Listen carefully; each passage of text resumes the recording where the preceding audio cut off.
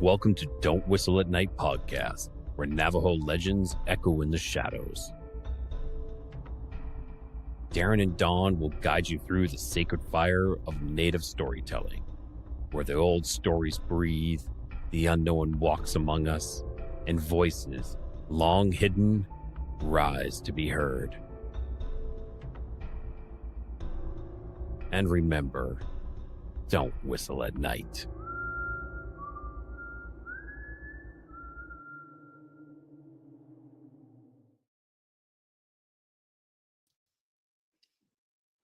Hello, everyone. Hello. I'm Don Yazzie. This is Darren Yazzie. You are watching Don't Whistle at Night podcast. We are live on the United Public Radio Network, 107.7 FM in New Orleans. We are here live on a very beautiful location, very mysterious location. So keep your eye on our six, guys. We have a little person, a Duende they call it, or a mystical being that is running around. And what description did she give you? From what she was telling me just about 10 minutes ago, it was small, had black and white or black and blue feathers, but this one had a headdress on, roughly 2 to 3 feet tall, and it ran across. And also, what was it, centaurs? The horse? Oh, centaur? Yeah, and centaurs out here too. So, watch your back, and we'll give you guys a pretty good show tonight, as usual. Yeah. As for that, drop some cedar, light up some tobacco, and get ready for another great episode. We are bringing back Maddie from a former guest that we have on. We're bringing, another one. Kind of tongue-tied right there. But yeah, Maddie is coming back. Oh, yeah. And if you also stayed after the show called The Chat, welcome in, guys. Welcome in. We are Native American podcast, and welcome if you guys have not seen us. And we will bring on Maddie right now. Without further ado, let's bring on the guest of honor. Hi, Hey. How are you guys tonight? Pretty good, Maddie. Pretty good right now. Running to get the show going. Probably gonna do about an hour and 30 minutes, hour 40 minutes. Yeah, probably hour and 45, because so we can get out of the residence hair. We're at a residence right now, and we're gonna be looking around after this episode, and keep an eye on us, Maddie, on our background as well. Okay, without further ado, go ahead, Maddie, introduce yourself and tell everyone where and how they can find you to listen to your amazing stories, your encounter, your life stories, and go ahead. Torch is all yours, Maddie. Okay, well, my name is Matthew. You can call me Maddie. I'm primarily on TikTok. I do have Snapchat. I do have Instagram. You can find me there. I go by Matasaurus. I have a lot of stories for you guys to listen to. I have even started my corn stories, as for Dawn and Darren, who love those corn stories. Where do I even begin? So like how I'm doing mine is doing doing it in chronological order. Like, it started with this story, and I'm going up as I go up in age, because I still have some minor mishaps with the paranormal, mostly. Primarily little people. Sasquatch, my last encounter was like maybe last year. That's pretty much it. A lot of my stories I do tell on Don't Whistle at Night podcast, just because it gives him more of the attraction. I was telling stories on Sean's live. I was telling stories on other people's live, but for the most part, I do save my stories for your platform, just because you have a broader audience, I guess you could say. My name is Matthew. I come from Gallup, New Mexico. I live and breathe medical care. I love what I do. I love to crochet. I do love storytelling. I have my master's in English, so details matter to me a lot. So that's how I kind of met Darren and Dawn. So, where did we leave off last time, Maddie? Or where do you want to take We us off? left off, I Well, think the last story was the centaur story where it actually took one of our horses. Um, Unfortunately, we did find it unalived and just the skeleton. That's the story that I last told back in February, January, somewhere around there. yeah. Yeah, that's something we passed along. The information that you had too Yeah. about these centaurs, because the guest, the resident here, were kind of curious about the subject matter. So after that, we'll probably have them listen to you a bit more on our podcast. You should probably get more answers. So let's head off the show, Maddie. Okay, so after the incident with the whole outhouse and centaur, the next one was, oh my gosh, the first coin story. This one pretty much put me on the map with everything. So, as usual, res kid life, we would go to my nollies or to my grandparents, my maternal grandparents, my nollies on my dad's side, which are my paternal and maternal grandparents. We would spend summers there, perfectly normal. By this time, they would have us harvest the corn for fall and, teach us everything about the land. So this one summer, we, oh my gosh, we got dropped off. My nollies, they lived in a canyon. This canyon, there's only one way in, one way out. As of today, there's a road, a paved road now. Before, we would have to go on top of the canyon, drive all the way in. Now there's a road that goes between the canyons. So a lot has changed with the landscape. But with this story, it starts off with me getting dropped off. Me getting dropped off in evening on a Friday night, nothing out of the ordinary. Next day, we were told that we were going to be harvesting corn. And as a kid, you want to just have fun, right? During the summertime, you want to go play in the ditch that you're not allowed to be playing in. You want to go herd sheep. For some reason, herding sheep kind of brought me to relaxation. But anyway, I got dropped off Friday morning. And we had our dinner. It was like potatoes and spam and, nanescare, which is bread in Navajo, tortillas for that matter. And, just a normal evening. Sat at the table. We had a kerosene lamp. That was our electricity. And our grandpa was like, once we're done getting closer, once we're getting done with our meal, he goes, we're going to be harvesting the corn. He goes, I started the corn. I planned it early so that way we can harvest while I have you guys here during the summertime. The only thing that was different was something was off. Something kept, telling me like something was off. So I was like, okay, we can't argue with our elders as we were brought up to not do so. So we finished our meal, we brushed our teeth and went to bed.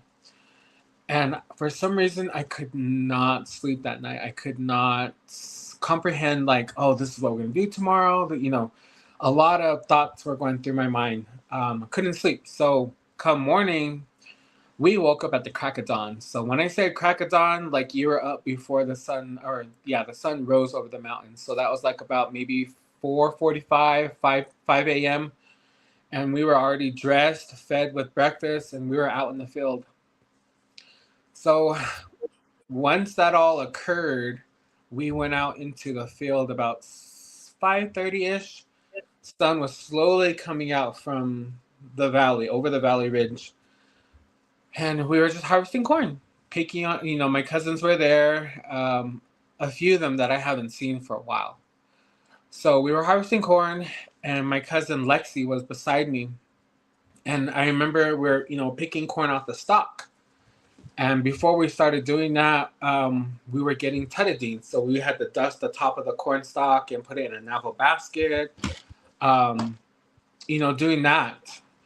So when it got a little brighter and after everything, like all the tetadine had been collected, we would start husking the corn. So by that time, we were on our own. My nollie was on the tractor doing his thing. my Mustang, my grandma, she was inside making lunch, and I remember we're husking the stalks, and we were getting closer to this scarecrow. When I had arrived on Friday evening, I could have sworn this scarecrow looked different. And when I say it looked different, um it wasn't full. It wasn't like, from when I saw Friday night, it looked fake. But when I got there the next morning, which is Saturday, it looked like it was a person on this post. And I didn't really look into it. I didn't, I was like maybe 12 years old. I was like, okay, like, I can't say anything, like it's fake, it's not real. So I started husking the corn, and for some reason, something kept telling me to look up. And I was like, no, I can't. I got to finish this corn, husking the corn. And for some reason, with my peripheral vision, I felt like something was moving. So I looked up, and I saw the scarecrow's feet. He actually had feet. And there was toes. The skin of the scarecrow was more like a palish gray, almost like, if I were to refer it and have you guys, like, give you guys a visual, it almost looked like the color of Smeagol, like that slimy, light pale skin. But imagine it more wrinkly. Anyway, so I was husking corn, and my cousin Lexi was beside me. She goes, Maddie. I go, what? She goes, the scarecrow's moving.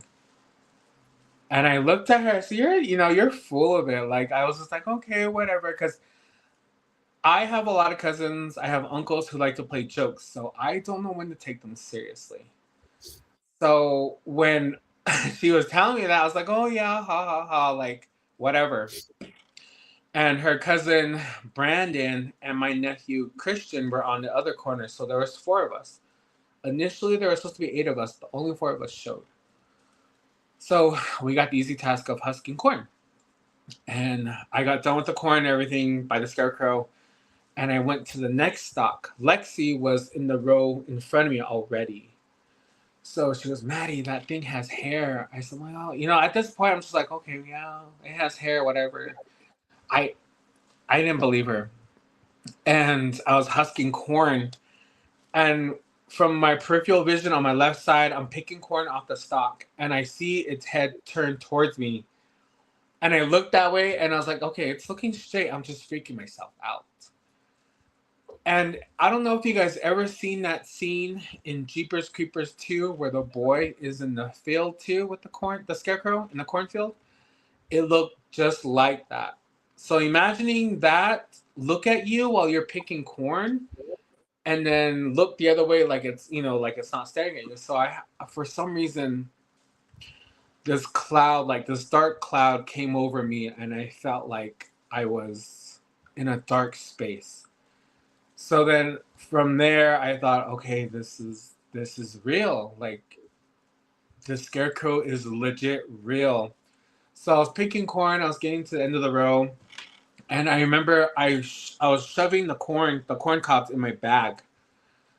And this thing looked at me, and it looked back. I was like, no freaking way did it do that. And Lexi goes, run!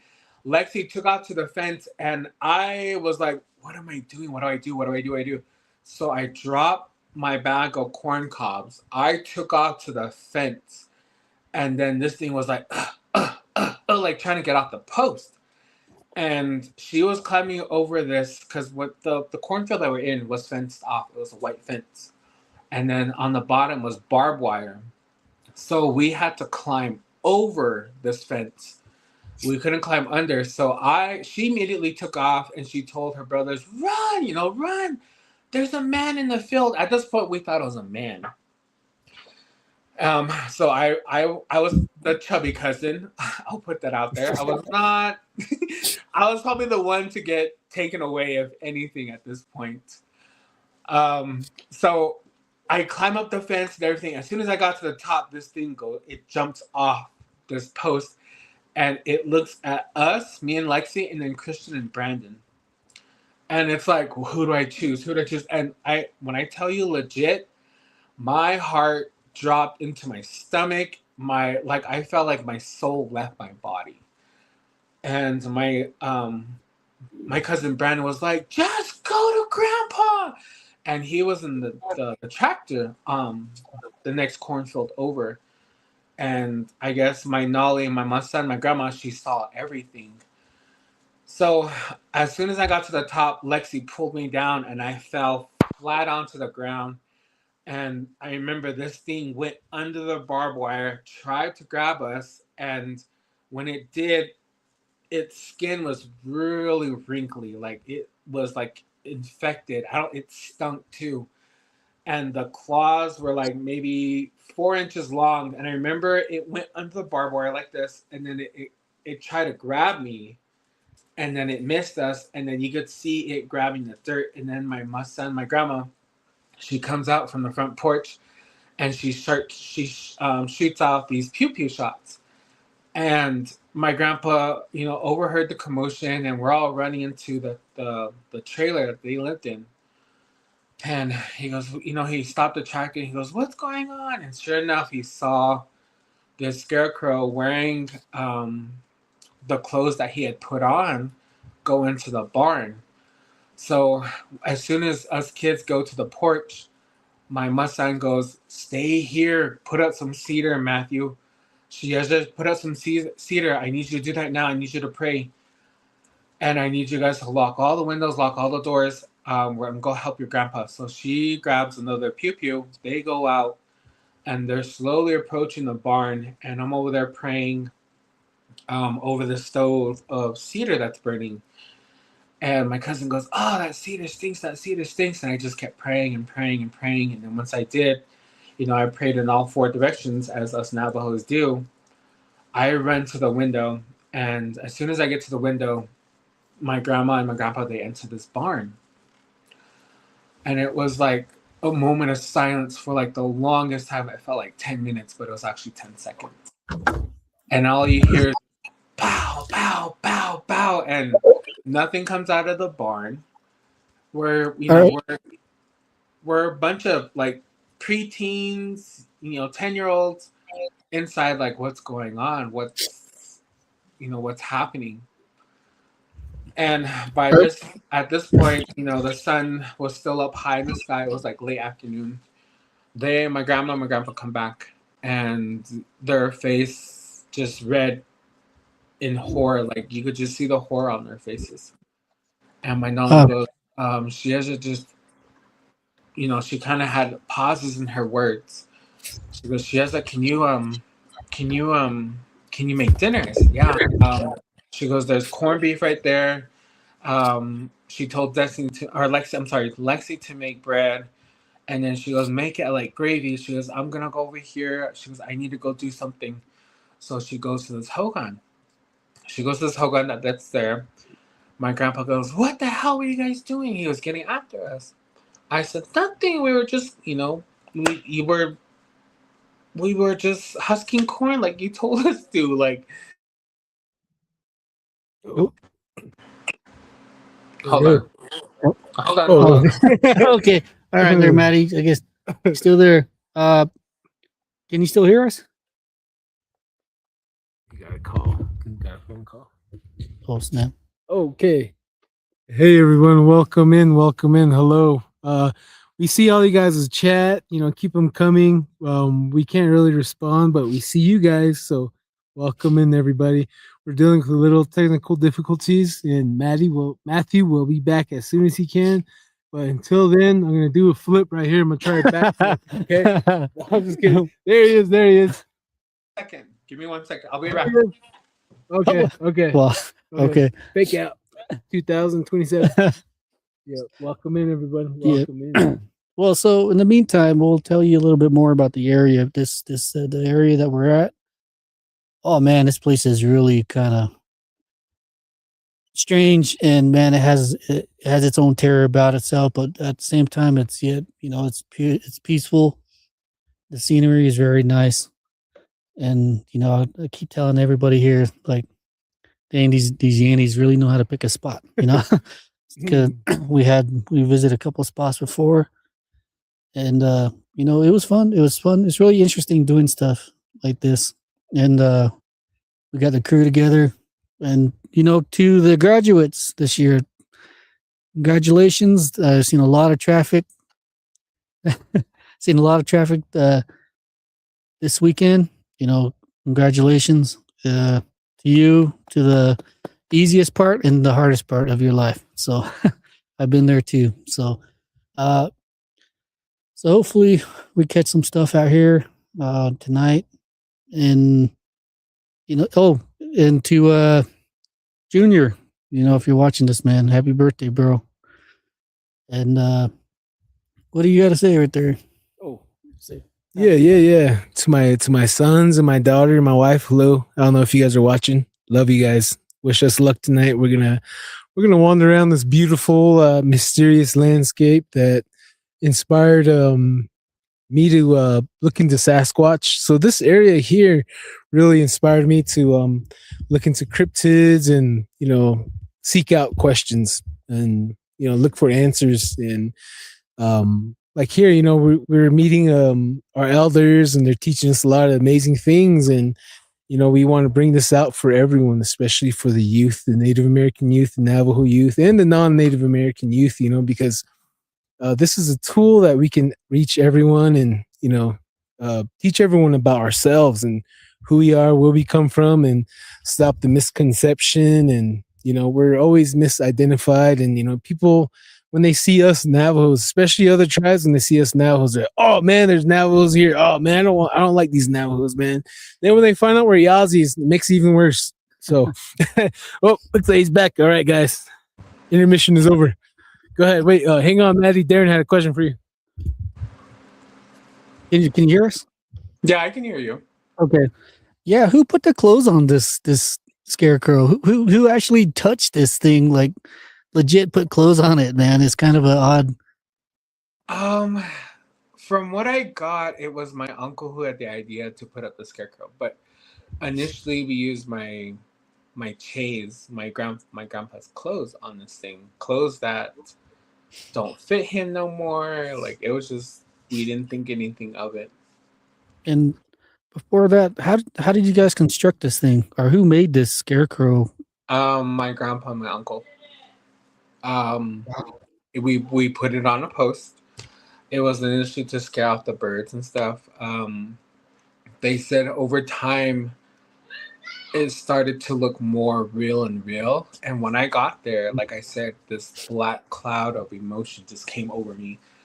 And I just didn't feel comfortable when I had arrived Friday night. So come Friday night, when we were about to go to bed, I couldn't sleep. My mind was going through like so many emotions, so many things. Come from Saturday morning, I was actually initially scared, but I couldn't show it. And I thought maybe I'm just freaking myself out. Maybe I'm just looking into it a little too much. And bam, this whole thing happened. Oh, and you see the scarecrow change. How long did it take?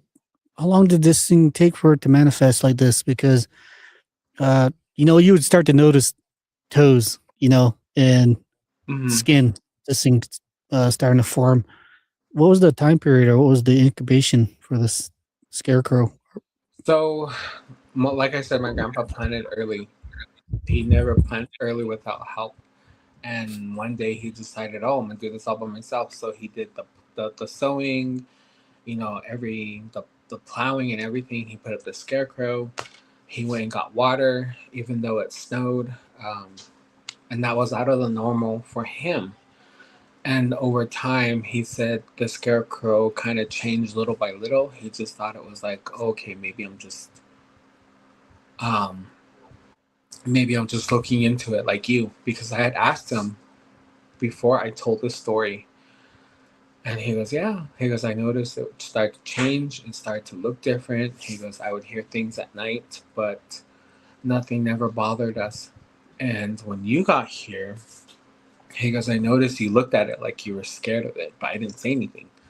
He goes, and now that, you're of age, you're well, you're mature enough to know what had initially happened. And when he told me that, he goes, how did you feel when you got dropped off? I said, honestly, Grandpa, I felt scared. I felt like I shouldn't be there. He goes, but you got dropped off. He goes, I noticed you're quiet. Your cousins were like loud, but I did notice you were quiet. And he goes, and when you were taking the Tetadine, you kept looking at the scarecrow. He goes, and after everything had happened, he goes, I noticed you had a gift. He goes, I'm not going to say what it is, but you have something special. He goes, and ever since that day when you say, don't do it, Grandpa, or, maybe you should wait. He goes, I've always listened to you. He goes, you were always right.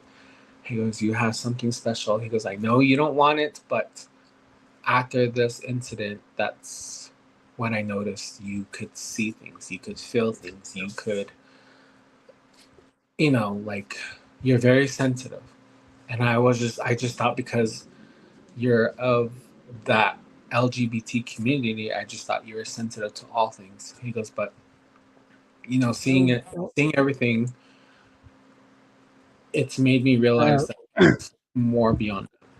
Maddie, what's the LBGBQ? Is that the rainbow community, if that makes any sense. wait? Oh, I thought it was like a rocket launcher. I'm just No, kidding. no. No. But He didn't know. wait, are you gay? Like, Yeah. oh, wow. Huh, I would have never guessed. Huh. I guess don't really judge people, but no, it's obvious. But I well, appreciate the not support. I appreciate you don't. I mean, I appreciate the fact that you don't look at me that way. That brings a lot of respect from me to you. So. yeah. Huh.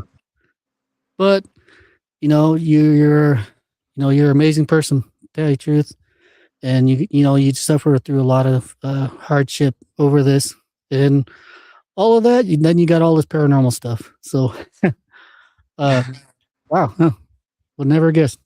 You learn something new, but yeah, that's well, like I'm not even halfway through the story, so. Oh, okay. keep going. I was just kind of curious about that. Huh. Okay, yeah, like I said, he my grandpa knew it started to look different for him. But he just ignored it. He just thought, okay, well, with age, I'm just seeing things, So when I got there, he noticed I kept looking at it, and I did. I kept I kept drawing my attention to. I kept drawing. He goes, you need to pay attention to what you're doing. You need to do this with, getting the Tetadine off the corn stalks, and I had to pray while you're doing that, and you have to do it before the sun comes up. It's just a lot of like, you need to do this, this, and this. You need to pay attention. And I was wondering why he did that. But back to my story. So me and Lexi were making dinner. She finished the bread. I finished the BOA with corned beef and just gravy. We had that. And it was so quiet at dinner. And I didn't know what to make of the whole situation. Just seeing that thing jump off the post, trying to go under the barbed wire and grab me. I couldn't make of the situation. I was scared. I was 12 years old. I didn't know what to do. So we were sitting at the table. I remember the kerosene lamp went out. And I looked at it, I was like, Grandma, this thing went out. She goes, oh, that's weird. So she relit it. And when she relit it, because we sat at the table in the kitchen, there's a table in the kitchen, the stove was behind me, and then of course the cabinetry was on the other side in front of me, and there are these big 3 windows. When she relit it, I saw a shadow of my peripheral vision in the kitchen window, and I go, oh! And I remember I looked this way, and my grandma saw it too, and she goes, go get in the room. I was like, oh. I said, I'm still hungry. She goes, get in the room right now. And then she said in Navajo to my grandpa, she goes, go get the pew-pew. My grandpa goes, darn, gone it. It's back again. So we went in the room. And then this thing started from the kitchen wall It was leaving it left scratches all the way around.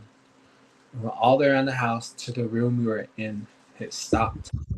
And then you could hear something on top of the house, and then you could hear something running around on top of the roof. And then my Nolly goes, she comes into the room, she goes, "You guys aren't going to the Hogan."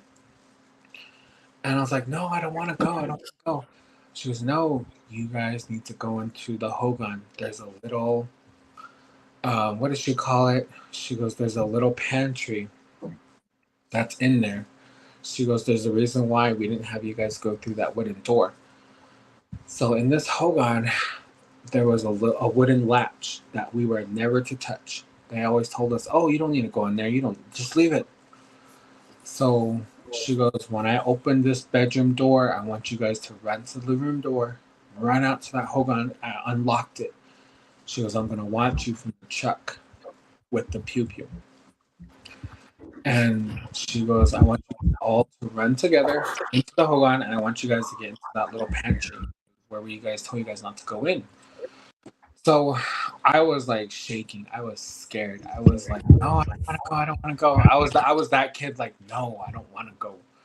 She goes, "Go." And we all took off into the Hogan.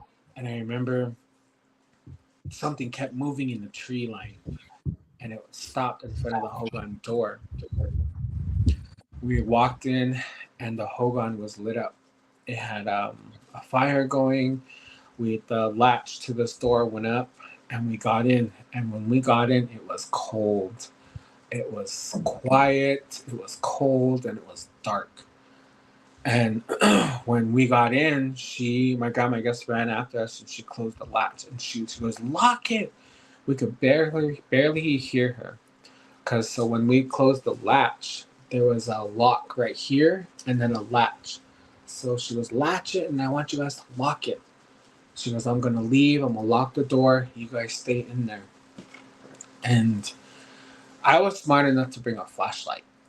So I turned on the flashlight. Now, my cousin Lexi was like, "What are you doing?" I said, "I'm just looking around." And this little, I don't know what you want to call it, but it was a little room. It was all dug out. It was hollow. And in front of us was another wooden door. And we could hear the shotgun, the pew-pew going off. One went off, and another 10 minutes, it seemed like two more went off.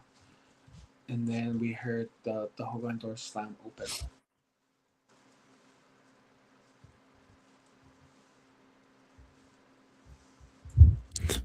For Yes. for the listeners out there, pew pew is a gun. So he has a lot of the people from TikTok that come over. So I don't know if you guys know that they use code language.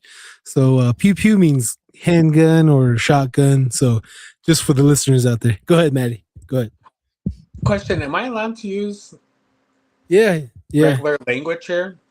Yeah. Just Okay. just the bad words. Just try to easy on the bad words, because just because. Okay. But it's all you. Go ahead, Maddie. So, gunshots went off randomly, and then we heard someone digging. After they had come into the Hogan, we seen them come into the Hogan. The door just slammed open. The fire, we could smell it going. Like when you put out a fire, you could smell the smoke, right? So that went out, and then we heard someone breathing really hard. And for some reason, something kept telling me, "You better move from the door. Move from the door." So I told, we didn't say a word. I told my cousins, "Come here, come this way." So we moved to the door that was in front of us. And I got curious. I unlatched it. I unlocked it and everything. I opened it, and it's all, and then it stopped. It was so creaky. Whatever this thing was heard me open that door, and it started digging, and then we could see dirt coming in through the tunnel. So Brandon and Christian, they crawled so fast out of there. By the time they passed through where this creature was digging, the hole had caved in, and you could just see this long, lanky arm trying to like feel around in the tunnel we were in. So I backed up, I locked that door, and you could just hear this thing running along the hallway. Little did we know this tunnel was like an escape room, if you will. It went all the way to the ditch that we were not allowed to go in. So Christian and Brandon made it to the ditch. And my grandpa ran after them. He had already figured out everything what was going on. He ran after them, and then my son was trying to unlock the door. She goes, "It's me!" And for some reason, I kept thinking, "Well, how do I know it's my grandma?" I said, "Well, what? Tell me something that you know that you never told anyone." She goes, "You have a birthmark on this." She told me the birthmark, what it looked like, and everything. I said, "Okay, it's my grandma." And there's a story to that too. So I opened the latch. She goes, "Come on, get inside. Let's go inside the house." And when we were, climbing out of this escape room, we go into the Hogan. We go into the trailer, and she goes, "Put up cedar." And so we did. Me and Lexi put up cedar. And my grandpa comes back with Brandon, and Brandon only. Christian, somehow, I don't know what happened to Christian. So we stayed up all night.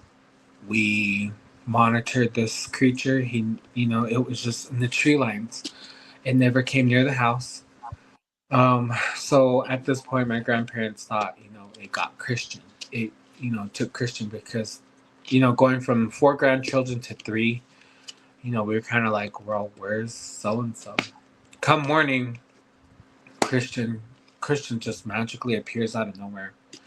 He knocks on the door. We were all asleep. He kept knocking on the door. My grandpa goes, "Who is it?" And he stood up. My grandpa stood up, and he opened the door. And Christian had like blood all over his face. He had a scratch right here from his temple right here all the way to his ear. His clothes were dirty, full of mud. And he told us that this thing ran after him in the ditch.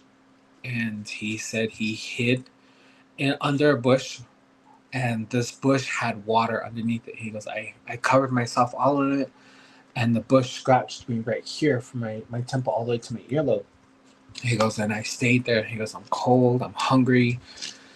And we were all looking at him like, oh my gosh, Christian is, very athletic. He was he was always one of the faster cousins. And when that had happened to him, we all looked at him like, whoa. So we had an awkward breakfast, and my grandparents like, you guys can't stay for the summer. You guys got to go. So we drove out. And I remember looking back.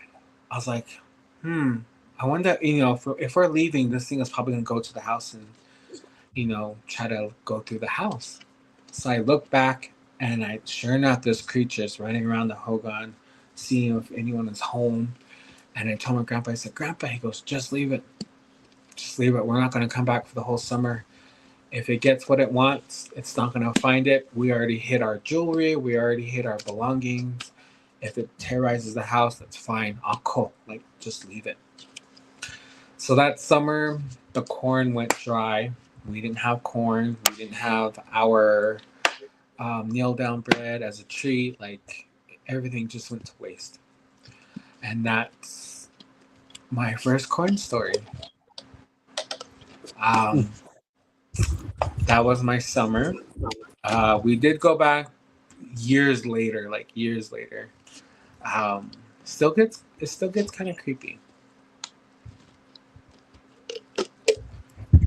So you said Christian disappeared? Did he walk into the cornfield and he was gone for a few days, or how did that happen again? So when Christian and Brandon crawled through that tunnel that led into that ditch, my grandpa got a hold of Brandon. Christian somehow just disappeared. I don't know where he went. My grandpa couldn't find him. So he comes back thinking that this creature got a hold of Christian. And that was the initial thought. And going from 4 grandchildren to 3, I'm pretty sure they're like, holy, this, we messed up. We messed up as grandparents. What do we, I'm pretty sure they're thinking like, what do we say? How do we explain this? Like, are we going to jail? I'm pretty sure that's what they were thinking. But the next morning, Christians showed up out of nowhere. Wow. Oh shoot. Oh, we just got hit by a bug right there. So what did your grandparents say about this? What did they have? Has this been going on when they were kids or when they first moved to this area? Explain the history a bit, please. So the history of the place never had any paranormal, never had any that kind of activity. Of course, they had SkinWalkers on there. Like I said, there's only one way out, which is through the dirt road along the plateau.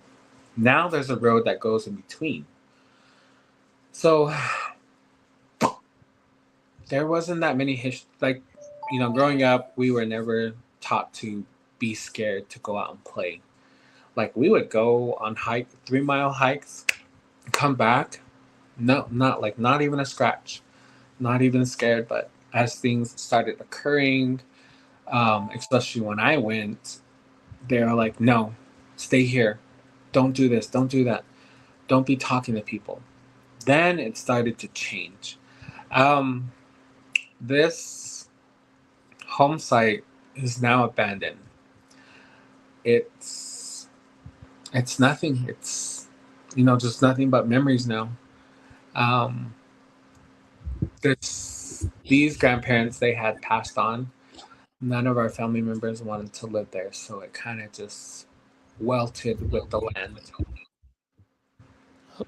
Well, that's sad after one incident like this. Well, this is the first time This is the first time out of 3. No, 4. Wow. Yeah, 4.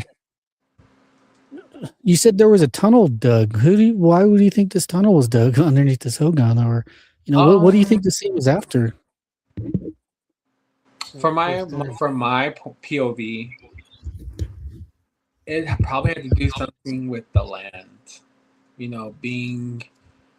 Going through that type of, not industry, but like generation, land dispute, grazing rights was a big thing on the reservation, right? So I think it had to do something with that. We did have to go see a healer. I don't remember that part. And when I had told this story initially, I was asking, my cousin's like, what had happened? Am I leaving anything out? Is there something that they're like, yeah, you left this out, you left that out. They're like, you sounded really nervous. I'm like, well, when I'm telling a story, I like to put you guys in that perspective. I want you guys to be there with me, how I felt, what I was feeling, what it smelled like, what it looked like. I want you guys to have like a good visual of what I saw through my point of view. And for me, I think it was just all about land dispute and grazing rights. Yeah, that's usually how it is out here. Having land and owning it is, can go back 2 generations, 3 generations. So, yeah, that won't surprise me. So, so tell me, what was the next day like? How did you guys just everybody just have this thing go on for one night, and everybody just sitting at the table like? Us grandkids didn't go back. We didn't go back for several summers. We just kind of went back home, and our parents were like, what happened? Why are you all quiet? Like, how come there's just something different about you? Like, what's going on? Like, talk to us, what happened? And we're all like, well, whatever grandma told you, that's what happened, and I don't want to talk about it. And I wasn't in the mood to retell and relive what I went through at that age. And it still gives me chills just talking about it to this day, because I love corn. I love praying with Tutadine, But every time I get that sweet earthy corn smell. It just brings me back to that exact moment. And I like once I get that smell of corn, it's just like it takes me back to being 12 all over again. Wow. The next day, my grandparents did go back. They went back with my uncles, and they swept everything. It did go through the house. It did go through the hogan. You know, things were torn apart. Things were just as my grandpa had mentioned. If it goes through the house, it goes through the house. There's nothing we can do about it. So they did go to a healer, got a singing done and everything, and that part I don't remember, but they did get something done, and nothing bothered them, and I felt like it was because of me that something happened, because I never went back. My other cousins who did go back, they're like, there's nothing wrong with the land. So I don't know if it was something that was drawn to me or something that it wanted. I will not go back. Wow. Well, that's a sad thought, man. You know, like believing that all this stuff happened just because of you, you know, like you caused, you know, this incident. You mentioned that your grandparents, they said that it was back. What other information can you give us on that? You know, what did the grandparents say about this thing?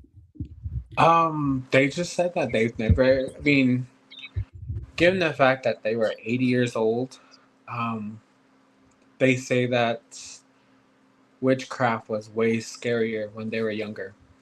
And that was the most scared that they've ever been in a long, long, long time. And because I didn't return, they've never experienced anything like that ever again. And because they had mentioned that and I found out, I felt like it was because of me. Although they didn't say it was because of me, I just felt like, I don't know, like I just felt like I'm a magnet for things. You know what I mean? But yeah, that's nothing ever happened. You know, they grew, you know, with time, they grew in age. But that's not the first and last incident there. From what I Lonnie's, we got a bunch of Lonnie's coming. So if you see a scrap, we're gonna scrap. I bite, so you're gonna see me bite. But just kidding. So do you think that somebody brought like the toga? They call it the toga. So they brought that scarecrow to life, or do you think somebody jumped into it like as a skinwalker type of deal? So this isn't my first scarecrow incident. I think someone jumped into it. I think someone jumped into it while we were asleep, and whatever it wanted didn't get, and it grew angry and angrier. Like I said, this isn't the first incident on the same farm.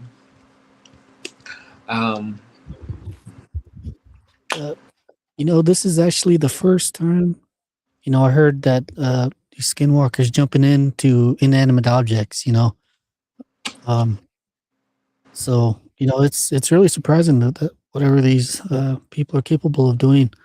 But if you don't mind, let's go to the second encounter. What was the time gap between the first and the second? So like I said, I didn't go back for years. So I was 12 then. I went back.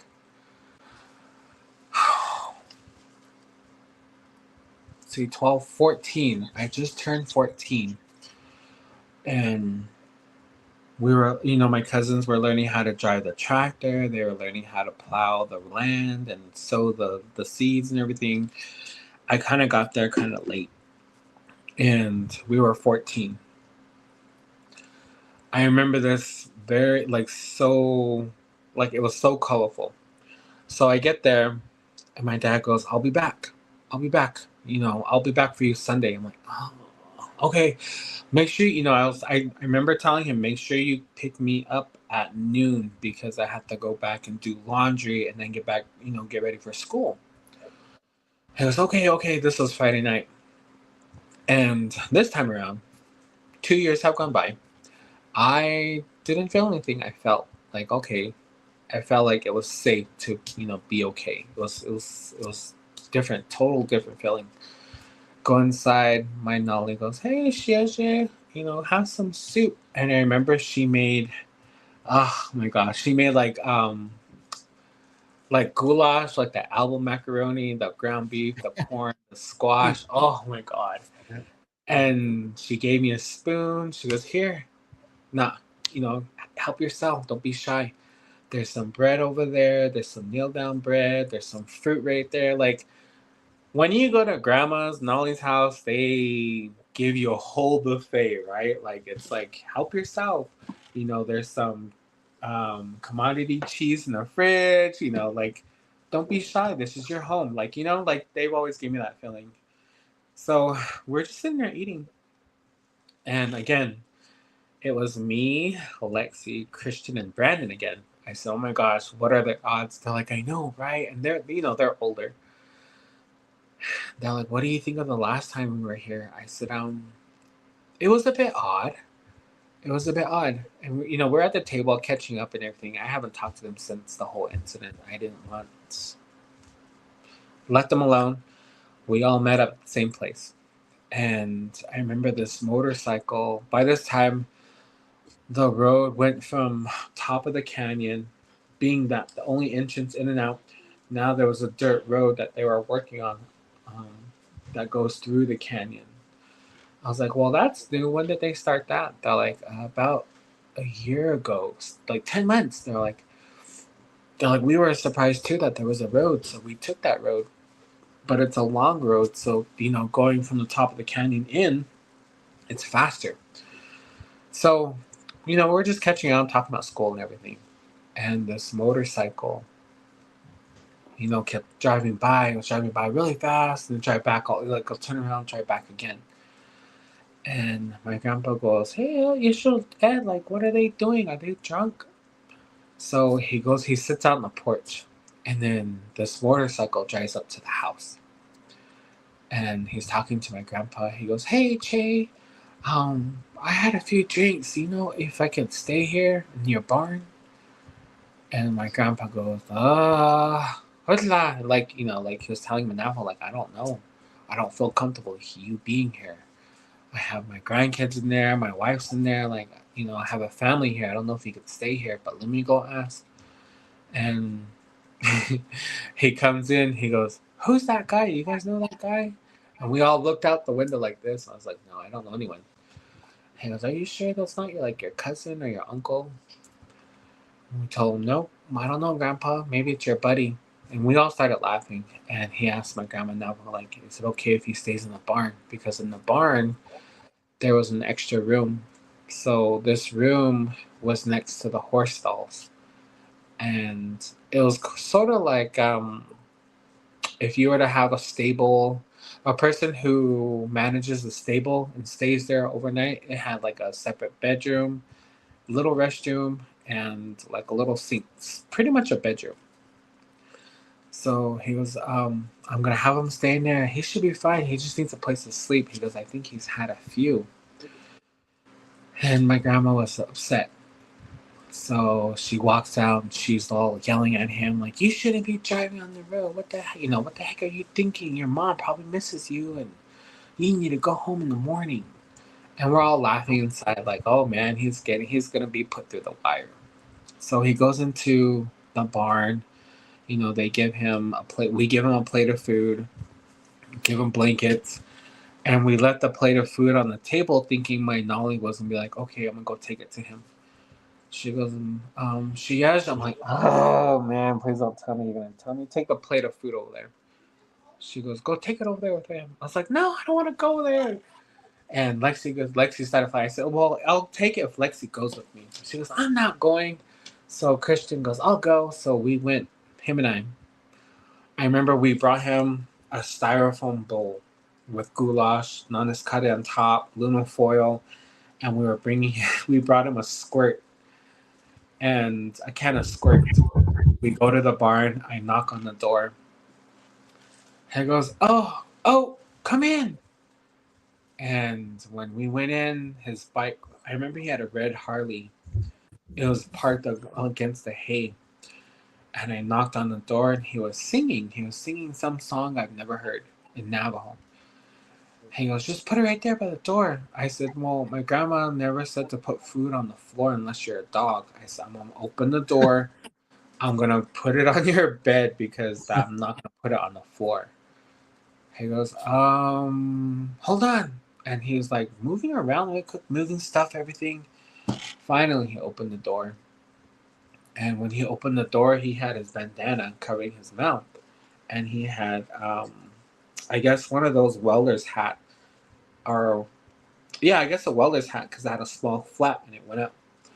He had a bandana on. And he goes, oh, I'm just, like, he had no shirt on, just pants and boots. I'm like, what the hell is this guy doing? So I put the plate on the bed. And I put the squirt on the sink. And when I walked out, Christian goes, he was really looking at you, Maddie, like he wanted to hurt you. I was like, what do you mean? He goes, he was watching you like really closely. And when I was watching him, he noticed. And he goes, I swear, Maddie, when I saw him watching you, it looked like he had a glow in his eyes. I'm like, what was the color of his eyes? So like he was orange, like a I don't want to say orange, but it's not green. I'm all yellow. He goes, I don't know, but his eyes glowed. And then we both ran back. We ran back to the house. I said, why didn't you tell me earlier? He goes, I didn't want to freak you out. He goes, and we were like, we're not of age to be carrying shotguns or whatever. So we ran to the house. And when we're running back to the house, I noticed the scarecrow was up. And Christian goes, don't look at the cornfield. I said, that thing is back up. Why is it back up? And we ran inside, and my Nolly goes, did you put it on the bed? I said, yeah. He wanted it on the floor. He wouldn't open the door. And we're explaining everything. And she looks over to my grandpa. She goes, that's your guess. You stay up all night. She goes, I don't want nothing happening ever again. She goes, I want you to stay up on that porch. I'm going to stay up with you. We're going to have, we're going to drink coffee. We barely got these guys back. She was saying this in Navajo. And being at 14, I understood Navajo more than I can speak it. And then my cousin Lexi was like, what are they saying? I said, they're going to stay up all night drinking coffee and watch that guy. They're like, should we stay up with them? I said, no, it's okay. Like, we'll take turns. So we went to bed, cleaned up and everything, went to bed. I stayed up the first few hours. And then Lexi, and then Christian, and then Brandon. Nothing happened. So we thought, the next morning, my grandpa made scrambled eggs, corned beef hash, and what was the other thing? Sausage. And he goes, I'm gonna go take this to the sky. And my grandma goes, I'm gonna watch you. So they both walk over, and then you could just hear them shouting from the barn. The barn from the house was about 50 feet away. And we could just hear them arguing. Then it stopped. It got so quiet. We all walked out into the porch. Like, are they okay? Like, I said, go get the gun. We need to go over there. We were making our way over. And then the barn doors flew open, and he drives off into the road, the dirt road. And my grandpa was like cussing and everything, holding his middle finger up. And my grandma had like this big old expression on her face. Like she's seen something out of the blue, like something she's never seen. And she goes, get inside now. Like, go back inside now. She tells us go back inside. And then she goes, we need to do our chores. You need to do your chores. You guys need to stay busy. Like, she was talking really fast. I said, Grandma, are you okay? She goes, no. Just stay close. Don't go too far. So we went on our day with everything, and he comes back. He comes back that same night, and he talks to my grandma, talks to my grandpa. So he stays another night. This second night, he was like doing something in the barn. It lit up the barn like speckles of light. And my grandpa goes over there. He goes, "What are you doing?" We could hear them from the porch. He goes, "What are you doing?" He goes, "Oh, I'm working on something." He goes, "You don't need to be touching that stuff. Leave my welding stuff alone." He goes, "You don't need to be doing that. Leave it alone. Akko, like you need to go to bed. It's it's late." So he went to, I guess this gentleman was drunk, and that's why he was making all this noise and causing all this havoc with the welding material in the barn. And my grandpa takes away the propane bottle and he comes back inside. He goes, "Go to bed." So we went to bed, and then maybe about an hour into sleeping, I woke up, like just popped out of the bed like a daisy. And I'm like, "Oh, I don't feel good." So I get up, I go to the kitchen, I drink some water, and I noticed someone was walking around the house. And I remember looking out the window, and sure enough, that motorcycle dude was walking around the house, and he was talking, he was doing something with his hands like this. And I was like, "Oh shoot, I don't feel good." So I went to my grandpa. I'm like, "Grandpa." And right then someone tapped on the window. I'm like, "Grandpa." He goes, "What?" I said, "That man is outside the house. He's talking to himself. He has no clothes on. He's going like this to his hands." And my grandpa, with no questions, popped out of bed in his underwear, goes outside with a shotgun and starts firing off. "I told you," he starts telling to this guy, "You stay on that side of the barn. You need to go back." So when he stepped out, he said that this man had horns like this, like curved out like this. And he had a smirk on his face. His eyes were yellow. And he was just doing this. No clothes on, nothing.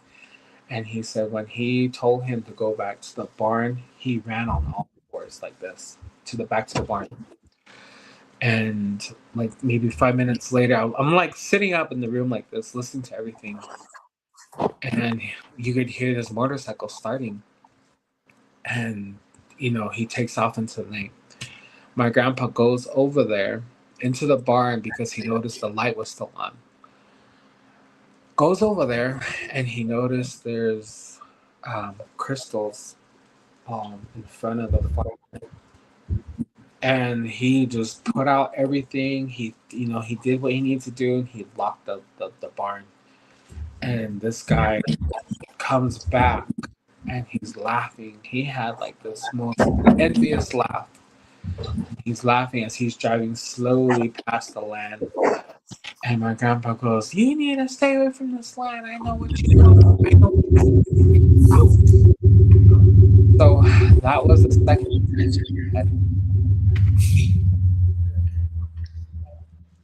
Yeah, we're still good.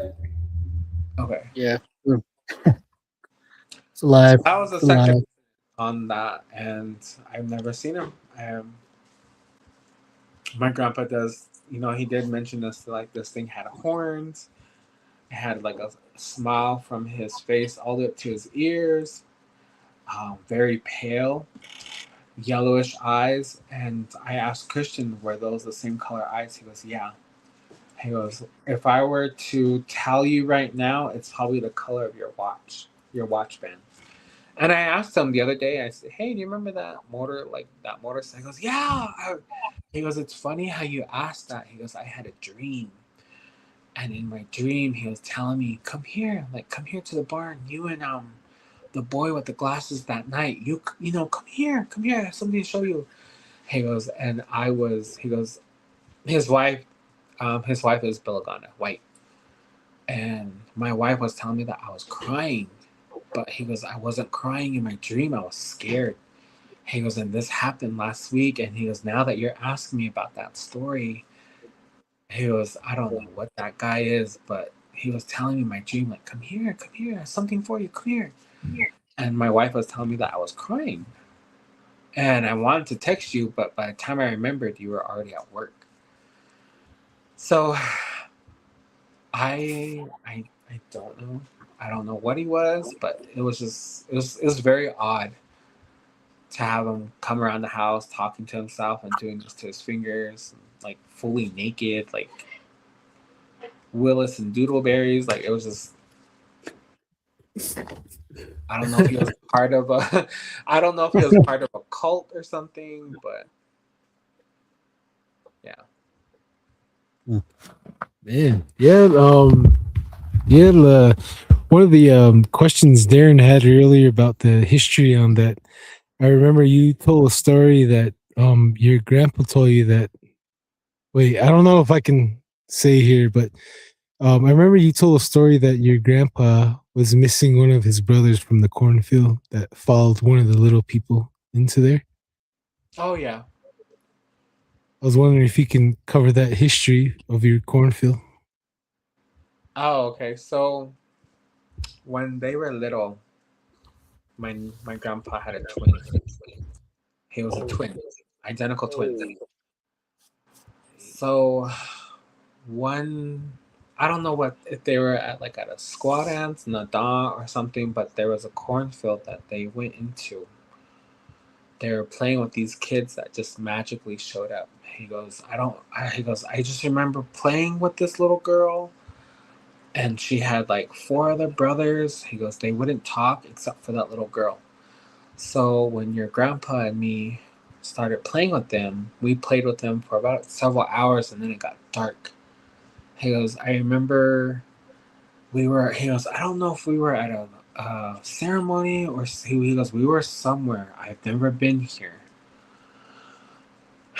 And we went to go play in the ditch. We came back, and I told your grandpa we were going to come, I'm going to go get you some water. Do you want some? He goes, no, I'll stay here and play. And he went to go get some water, and then my great grandma was like, where's your brother? He goes, he's playing over there. She goes, it's dark, tell him to come back. So he runs back, and then this little girl's holding his hand, his brother's hand, his twin brother's hand. They go into the cornfield. Of course, my grandpa's like, trying to call him, come, grandma's calling us back. We got to go back. My grandpa's twin brother goes into the cornfield. And as my grandpa gets close to the cornfield, he goes, you just see these glowing eyes looking at me. He goes, and I remember calling my twin brother's name out. Never came out. So he goes, I got scared, and I went back to go get your great grandpa. He goes, which is my dad. I said, yeah. He goes, and they went into that cornfield with guns. They never found their son, my twin brother. And there's a connection to that story too. But that's what had happened. This little girl, my grandpa describes, she was wearing a pink Masani skirt. She had red moccasins that had pendant on it on the side. So had 2 pendants, he goes. And her moccasins were dirty, and it stunk. And she looked really dirty, like she's been playing in the ditch for so long. He goes, and she had a nice blouse, a beautiful blouse, but it had like dirt everywhere. And he goes, I remember this necklace that she had. She had 1 pendant on her left side, on her collar. And this turquoise necklace she had, it was chunks of turquoise all the way down. And she had a sash belt. She didn't have like a pouch and no scarf. So that's the history of that story. His twin brother went into the cornfield, never came out. He went after his brother and just saw glowing eyes. And he ran back because he was scared. And he never saw his brother. He was reported missing. That case is, to this day, from what I know, is still open. But it's, I guess, I don't know if you want to call it frozen, but it's still open. Man, well, condolences. Sorry about that on your family. Make sure you stay away from cornfields. So it sounds like they're targeting family members. So just an FYI, stay out of that cornfield. Unless we can go in there into the cornfield and pick corn for you, Darren and I. Send the Yazzie boys in there who cares if they don't come back? There's many Aussies to replace us, right, Darren? Yes, sir. We're like rabbits out here. Oh yeah. Every corner there is. No, I'm just kidding.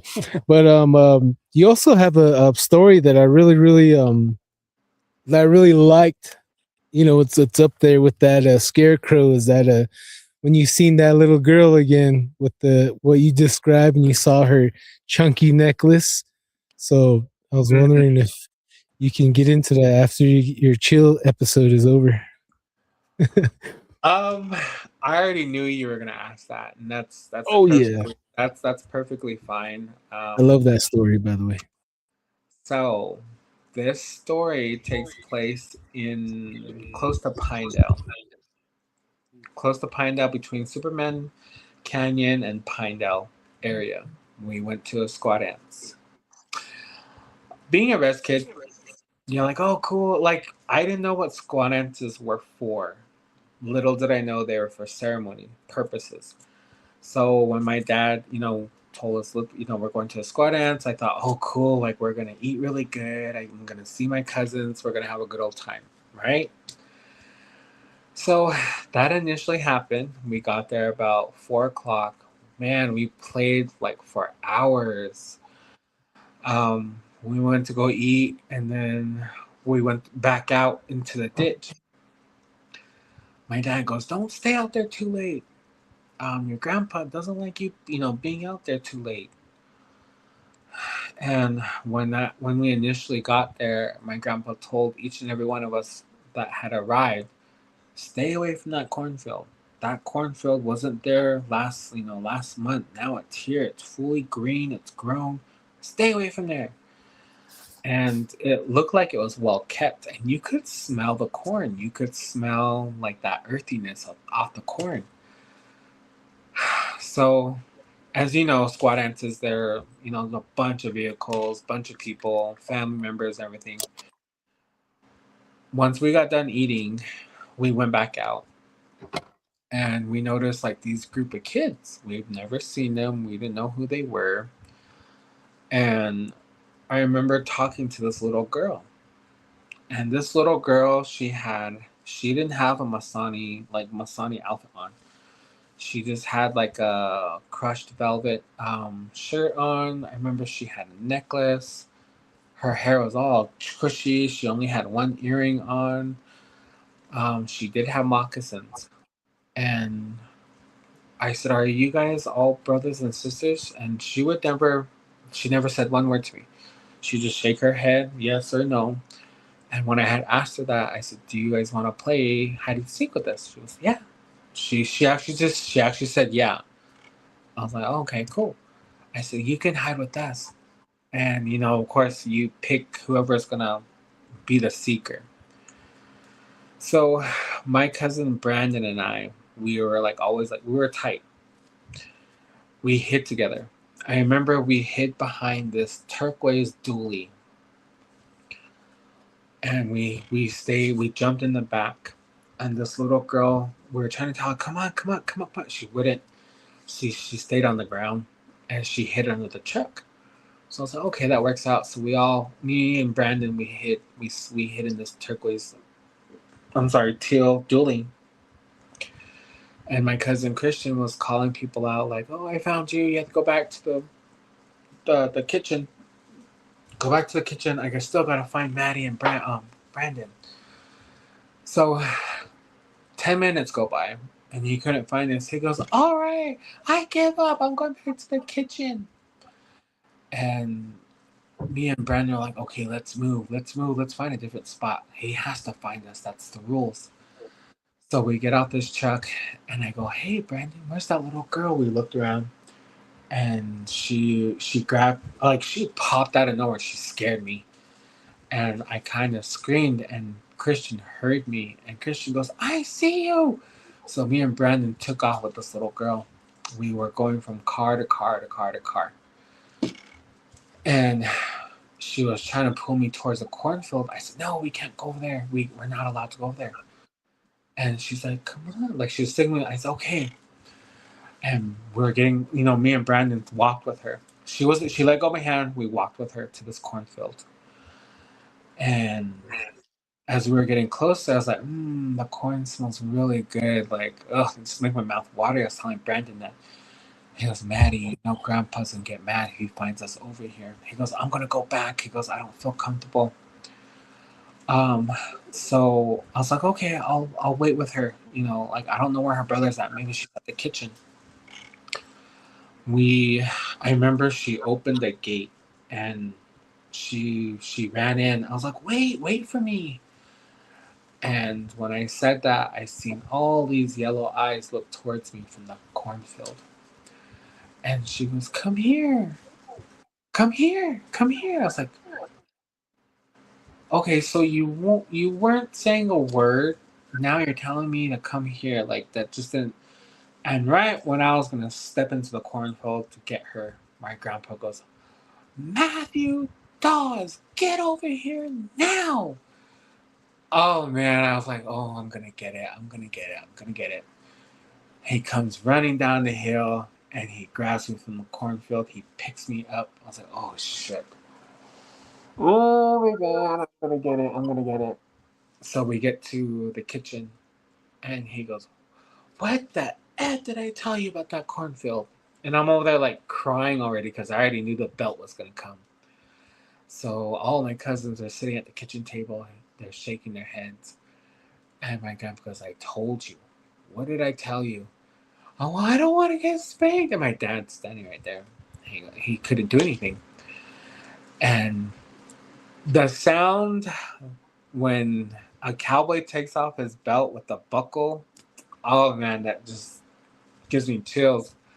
He takes it off and he goes, put your hands on the table. So I'm like, oh. So I put my hands on the table and I'm already crying. And he goes, bam. And the belt hit my hand so hard, there was an embedment of his belt on my hand, the top of my hand. He goes, what did you see? He goes, I know you saw something. And I'm all, you know how kids cry when like they get spanked really bad. And I was doing that. I was sobbing. He goes, got it. That's enough. I told you to stay with Nicole. What did you see? I said, we were playing with this little girl. She had her brothers with her or something. She had, her hair was up in a tiare. She had one earring. She had a velvet shirt, dirty shoes, pants, and she had this chunky necklace. I was doing this, and he goes, what? What necklace? And his eyes were so focused on me. He goes, what necklace are you talking about? I was like, I don't know, but this necklace, it was big. Like, I was still crying and sobbing. I said, it was big.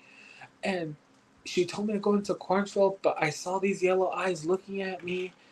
And my grandpa went and spanked my little behind so hard. He tells me, go show me where those little kids are. So we go to the cornfield.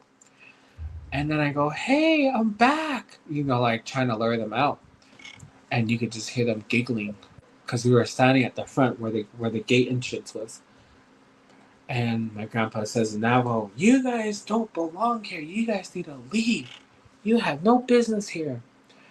And one of the boys that was in that cornfield said, this is nothing concerning you. We want your grandson to come with us. And he goes, no, you don't. I'm going to go get, you know, they're talking in Navajo and I could understand all this. Well, I'm going to go get the healer and he's going to come back. And by that time, you guys better be gone. And we walked to the medicine man. He goes, we stopped the singing. So that means we had to stop the whole 4-day ceremony with the squaw dance. And that just kind of brought everything to a stop. And he brings us all of us kids in. And then the medicine man starts singing. He goes, who's the one that was talking to this little girl? And then I raised my hand. He goes, come here. He goes, turn around. He goes, this is going to hurt. But it's sitting on you. I can see it. And I remember he took the right side of my shirt off like this. He bent it back. And he like put his lips on my shoulder. I'm like, ew. Like I was like me thinking of nothing. I thought it was weird. And sure enough, he pulled something out and he threw it in the fire, and the fire got really big. And he goes, "Where did you get this?" I was like, nowhere. Like, I was confused. I said, "What? Like, what? What was it?" He goes, "Where did you get this?" I said, "We were playing with a bunch of kids, playing hide and seek." And then she tried to tell me to go in the cornfield. And he got quiet. He goes, "Where are these little kids at?" I said, "They're in the cornfield." But that's when my grandpa told them to leave. They wouldn't want to leave. And now we're here in front of you. Hey, these. Oh, sorry, Maddie. There's UFOs. I'm telling Darren to get the camera out, take a picture of those things right above us. Go ahead, Maddie. Go ahead. I can hear you. And he said, "These kids are not kids. They're people." He goes, "They're Anasazis. So we need to do something for all you kids that were playing with them." So that kind of pissed off everyone because of everything that had happened. And we had to have a separate ceremony, and it just my grandma told us the story of what had happened to his twin brother. So he goes, "I don't know what the connection is with you. This is my third incident with you. Shiaja, I don't you must have something they want." He goes, you need to hone in on what you have." He goes, "I don't know what it is." He goes, "What can you see that you're not telling us?" I said, "I don't want to tell you what I see." I said, I don't want it. I cried. I was like, "I don't want this. It's scary. I don't." He goes, "You need to." So that was the connection story with that. Wow. Yeah, that's one of my favorite stories, and it's very reason why it's my favorite is because the correlation and it like a family, like I believe that every family has a gift passed down from grandparent to grandson, granddaughter, and the ones that that either are mystical or playing no good, they do look for people like that. And even skinwalkers, witchcraft people, they look for other people with gifted people, and they want to consume their power. And I know you got few stories about that, just about that, what I was talking about. And this is really great information out there to get, because somebody out there is going through the same thing you guys have been going through. And hopefully this reaches them, and maybe they'll compel them to share. And this is all information for the kids and the non-Native Americans out there that don't know what we deal with on the Navajo Nation and our other reservations out there, where we're forced to stay back in the day. And we're on the reservation with our ghosts from the past, and they're still around for sure. And yeah, for sure. yeah, and thank you again, Maddie, for your time. And you can go ahead and continue if you want. Okay. I told you the centaur story. I told you the one at the outhouse.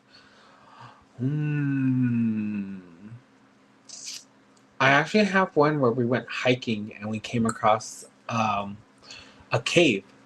This cave had I don't know if it was a cave or a dwelling. So, same area. We were at, I'm not going to say whose house, but same area. We were hiking. We hiked up the plateau. And, it was just a normal day, normal Saturday. Went hiking with the kids, like the older kids. And, I had to keep up. I kept like falling behind. And we hiked for about what seemed like an hour into Superman Canyon Plateau. And I've never been up there. They always told me, "Oh, let's go up there. It's really cool. Like, this is where they filmed this." Like, there was some history to it, especially with, Superman being filmed there. So I was all excited and everything. We hiked up, and it was really windy. We hiked up about noon, and it took us about 2 hours to get up to the top. Well, it took me 2 hours, and somehow going up from the ground up this plateau, I got lost. I was like, "Okay, you're okay." it's daylight, nothing's gonna get you. Like, just get to the top because that's where they're gonna be. Even though you're lost, you need to go to the top. You'll be fine. I get to the top and nothing, but I can see the valley. I can see White Cliffs. I can see Church Rock. Like, it was this amazing view. On this plateau, though, there was a crevice because I was in the middle. There was this crevice, and in that crevice, there was a hole. I was like, huh, let me see what's in there. So I peeked in, and there was like pottery in there. There was drawings on the wall. Like, everything was clay. And I remember I seen a basket, a woven basket. And I thought, oh shit, it's like, is this what I think it is? So I was like, okay, I'm gonna turn around. Like, I don't feel comfortable here. Right when I turned around, all the other kids like, hey, what are you doing? I'm like, oh I said, there's something down here. Like, there's a little dwelling. There's like pottery. There's a woven basket.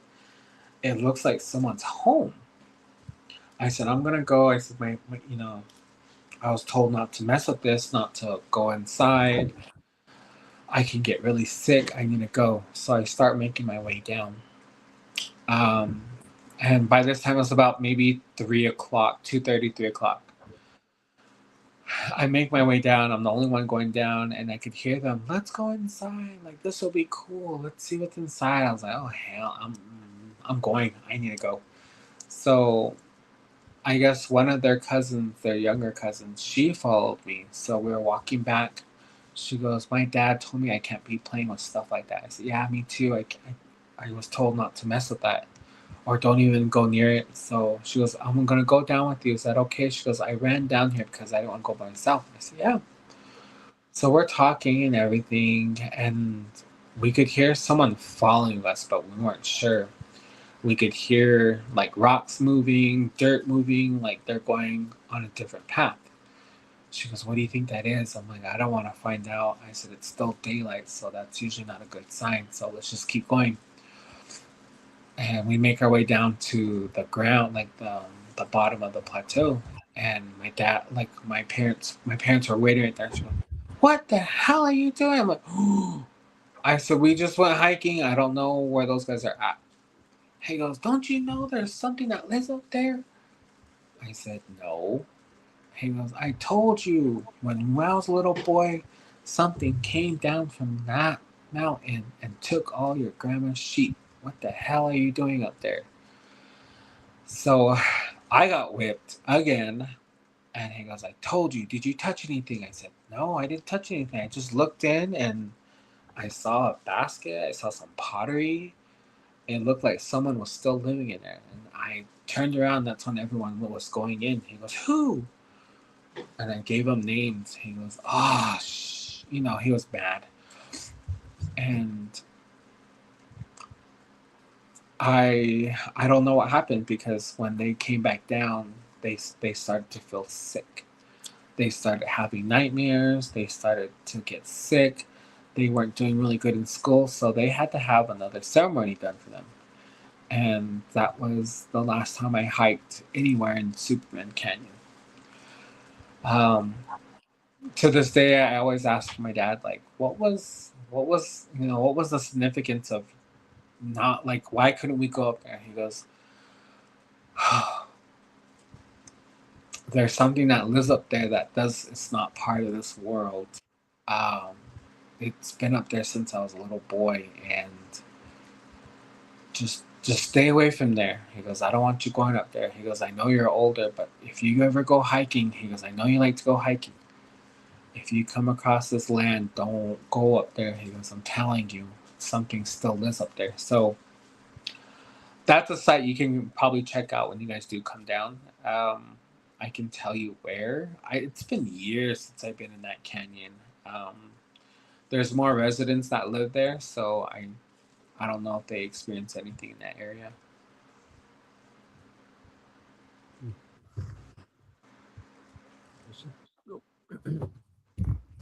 So, Maddie, we had a good we had a good question up here. Let me go back and find it. Mary Bouchler.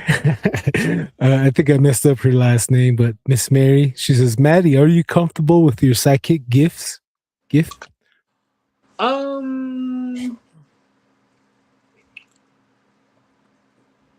No. Mm-mm.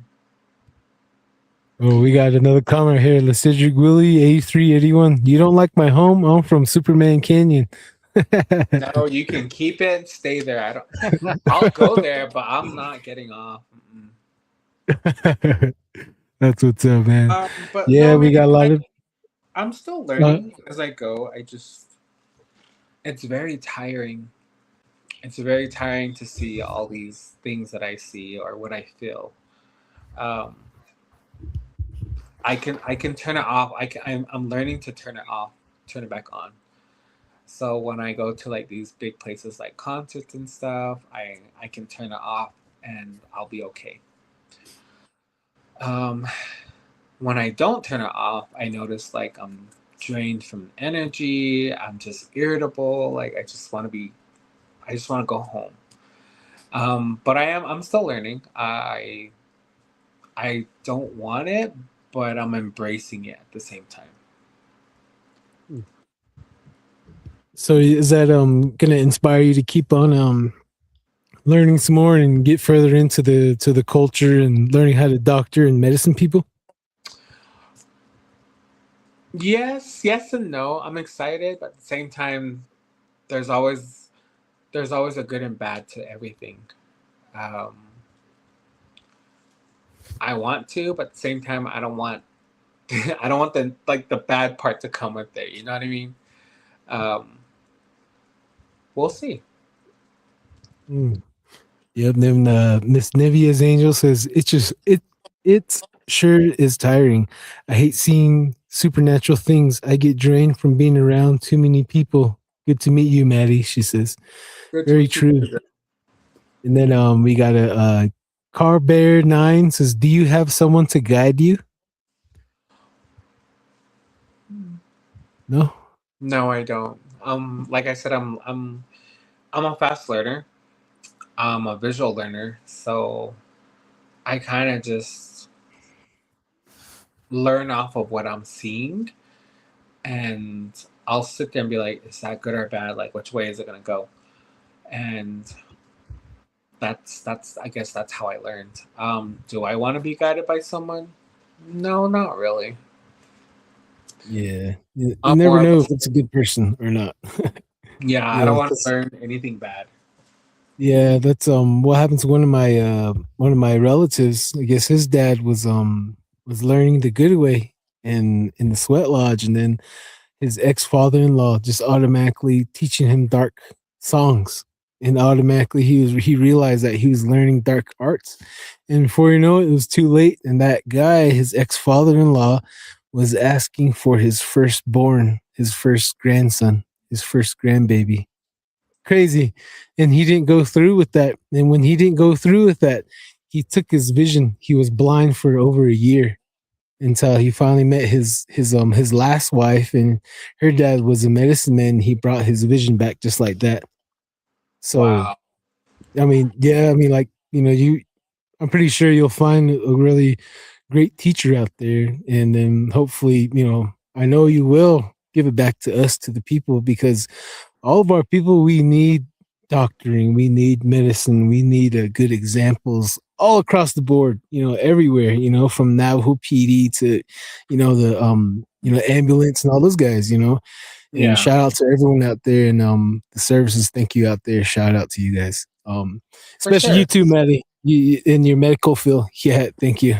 Thank you. But go ahead.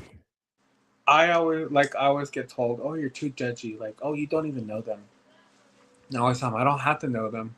I can just feel what I'm feeling off of them. And I hate being right. Like, for example, my friends were dating their spouses. First time meeting them, I said, I don't like her. I don't like him. Oh, you're too judgy. You're too this. I'm like, okay, well, you're going to find out on your own. And sure enough, it just was not it was not a good person. They're like, how did you know? I said, I just know. Like, it just tells me, like, it shows me, like, I can't see, like, when I see something, especially of dark energy, it's just like a shadow to me. It's like, I can't see past that. And when I shake their hand, the light off of my hand will show me their hand. The shadow will go away just for their part that I'm touching. So that's how I know. You know. I'm pretty sure I'm exposing myself, so I kind of try not to talk about it. But I mean, if people have questions, I'll answer them to the best of my knowledge. There are certain pictures that I can see certain things too, which is weird, and I don't want a lot of people to know and be like, oh, here, do this. Like, what do you see this? Like, it's already tiring enough. But yeah, it's something that I never knew I would come to, I guess, agreement to learning. Before I was like, no, I don't want it. But now I'm like, I can't get rid of it. I can turn it on and off now. It's just. Did your hand or arm hurt too with that? Like a hand tremblers? I feed off of hand tremblers, so if they're feeling hurt or if they're feeling something, I can feel it too. So when I was looking into it, they're like, that's what empaths do. So what you're feeling is what an empath will feel. And when I know someone is not feeling happy, I can feel it. Like, I feel sad. I feel like something's just sitting on top of me, and it just points me to that person. Like at work, I'll hug these like my coworkers. And I'm like, oh, thank you. I needed that. I'm having a rough day. I said, yeah, I can kind of feel it. They're like, what do you mean? I'm like, nothing. You just look sad. And then I walk away. Like, I try not to expose myself, but yeah, like I just know. Like, it's just so weird. So like if a hand trembler, if their hands are shaking, I'll feel that. Like, I'll feel it too. It's weird. Yeah, it's pretty amazing. We're running low on time, so I was wondering if you wanted to share another story before we call it tonight. Yeah. What story do you guys want to hear? Chronologically, where you left off. What was the third one? Third corn? Oh yeah, after the third cornfield where you got your where you got spanking. That's where we left off. Okay, so after that, a lot has like calmed down. Was starting to experience a lot of loss and sadness and heartbreak in my family.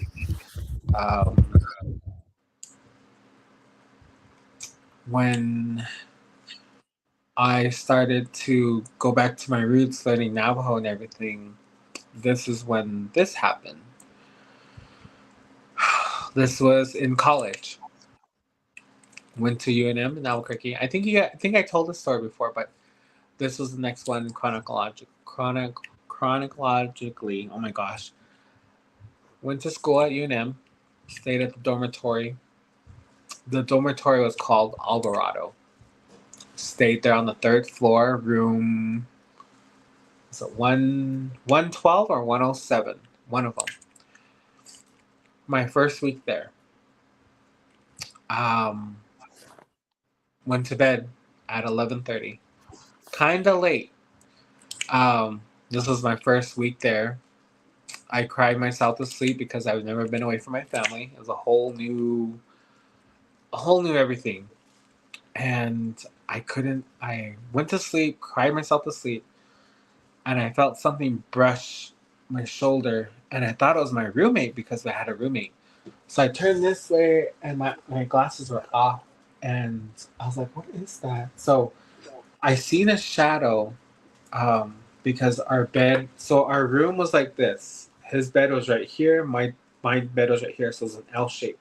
And then the front door was right here. And then our closets, and then the TV, and then our desk right here, and then the window. So when I turned around, there was something standing in front of the TV. It was a shadow. So then I thought, okay, is that my roommate? Is he sleepwalking? And I got up. I kind of sat up, and sure enough, my roommate was sleeping in his bed. And I thought, no freaking way am I experiencing this right now. And I looked at the time; it was about 2:30. And I went to go turn on my desk lamp, and it disappeared. So I'm like, okay, maybe I'm just freaking myself out.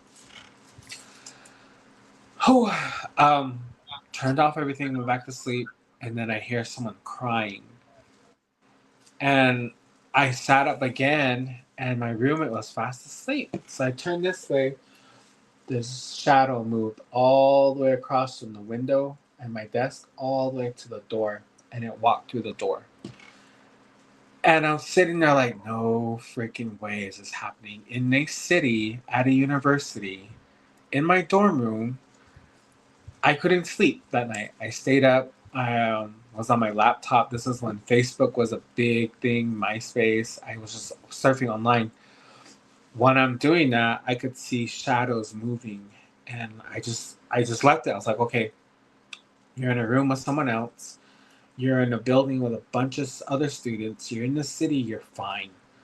And I just kept seeing shadows. I was looking at my laptop, typing everything, surfing YouTube and everything, and I could just see shadows moving back and forth. There was more than one. I counted about 4. And when it came about maybe 5 a.m. in the morning, they all stood there in front of the TV. And I'm just typing away and everything, and making sure nothing is happening. And then on this floor in this dormitory, I stayed with a bunch of military students. So when they started getting up at 5 o'clock, you could hear them yelling, laughing in the hallway. I opened my door, and those shadows went from in front of the TV to the window.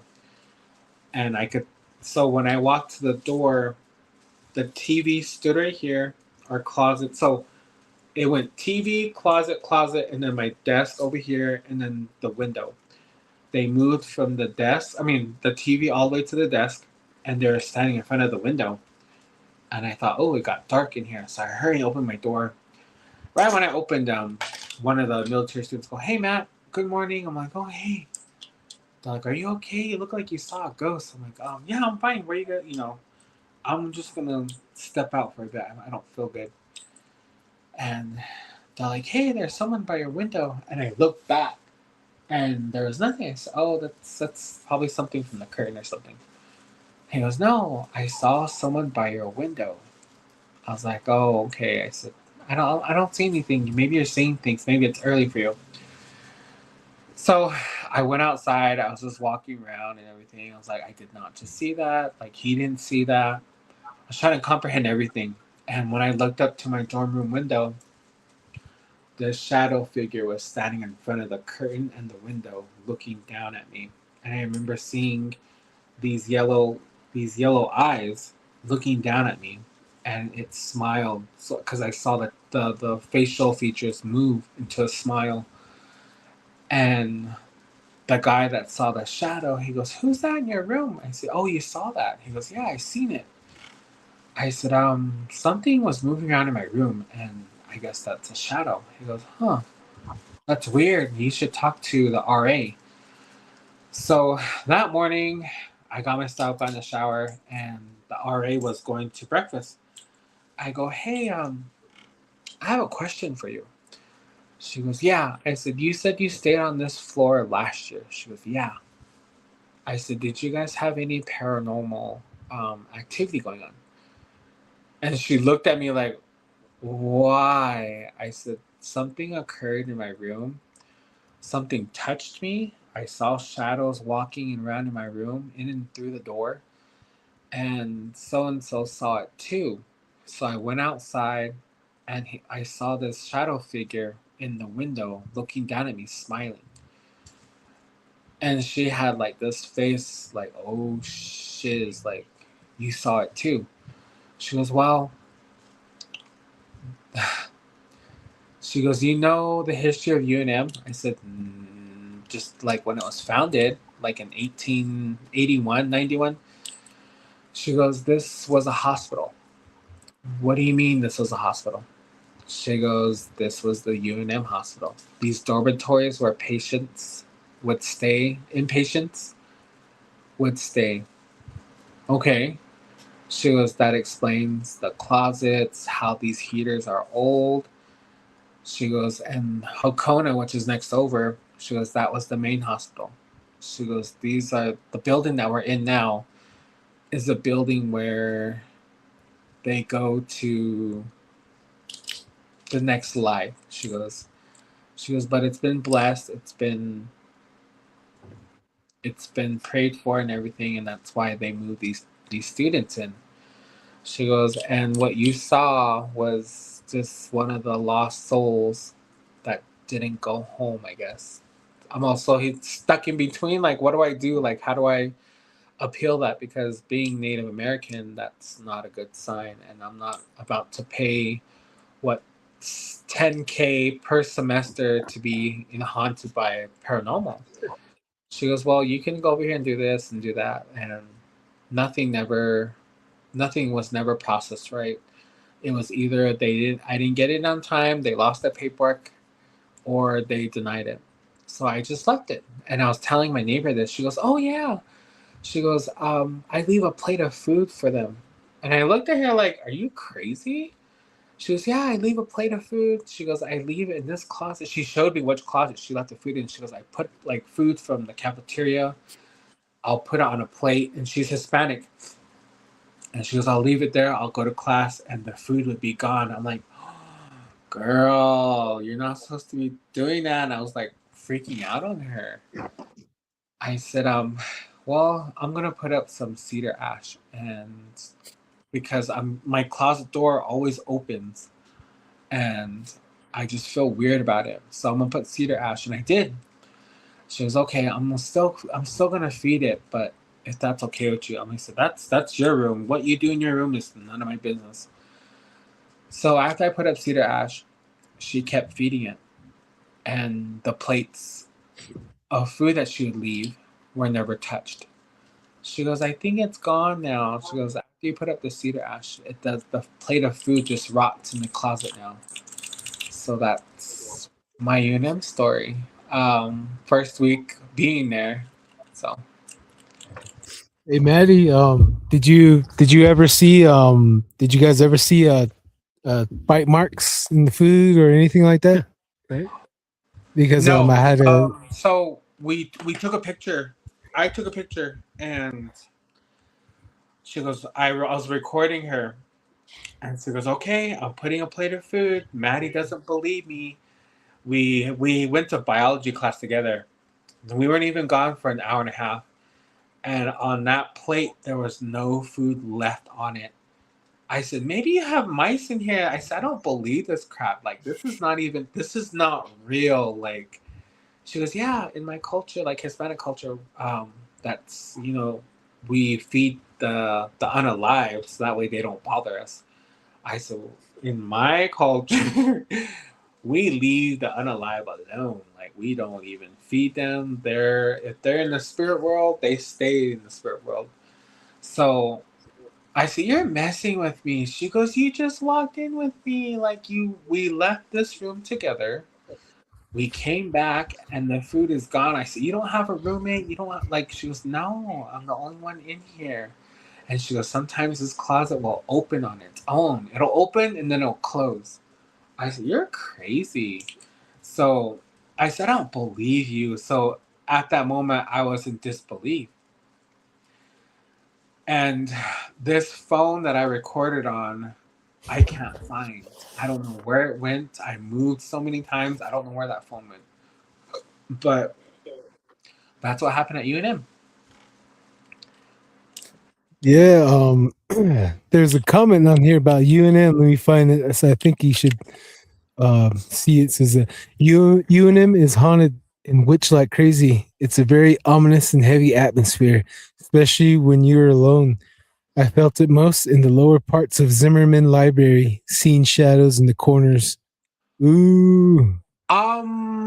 Zimmerman, I've seen shadows on the upper level, like in the private corridors where you can study. I've seen some stuff there. Nothing in the. I've never went in the basement or the lower parts of Zimmerman. Um, Mm. no, this is not the same girl that wanted me to do a Ouija board. Yeah, that's what I thought, Oh. Nevaeh. Like I thought you guys only fed Day of the Dead? the yeah, and Yeah. but no, she told me that that's what they do to Yeah. show the spirits that they're not there to harm them, like they come in peace type of thing. So no, I just looked at her like, okay, that's cool. Like I said, we leave them alone. Like once you're in that spirit world realm, whatever, you stay there. Like we don't. No. Oh, welcome Yeah. in. Oh yeah, yeah. We got a lot of people in here. They all like hearing your stories, Maddie. Everyone, I it's a Saturday night live tune in that everyone likes to tune into. And thank you for being a part of that. And welcome to the family again. You're so welcome. Like I um. said, I have quite a few more. Oh yeah. Oh yeah. Oh man, I forgot what I was gonna say. I was gonna say something, but Uh, yeah, I was reason why I asked like if he saw any teeth in there or any bite marks because my sister used to date a Tohono O'odham guy outside of Tucson, the borders of Mexico.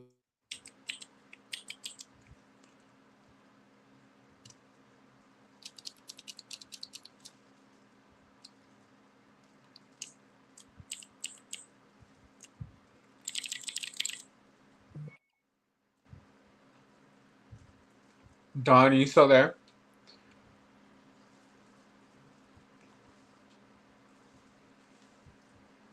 Hello.